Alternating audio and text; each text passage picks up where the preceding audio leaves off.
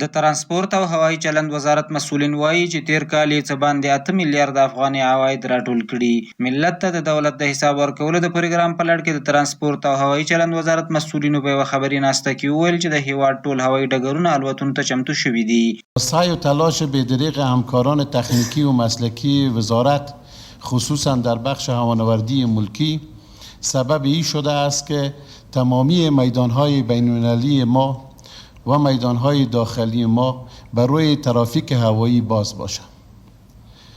و انتقال مسافرین و اموال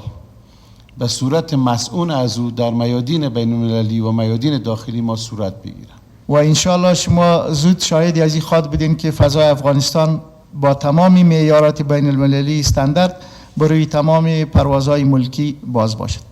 د دغه وزارت مسؤلین وایي په روان کال کې شاوخوا 1560 کورني او بهرني پروازونه د کابل، کندهار، هرات او مزار شریف له هوایي ډګرونو څخه ترسره شوي او دغه راز 2600 ټنه بېلابېل توکي هم په دې موده کې د هوایي دهلیزونو له لارې انتقال شوي دي. در حدود بیشتر از 2647 تن کارگو ما تانستیم که در سال روان انتقالات داشته باشیم از طریق دهلیزهای هوایی.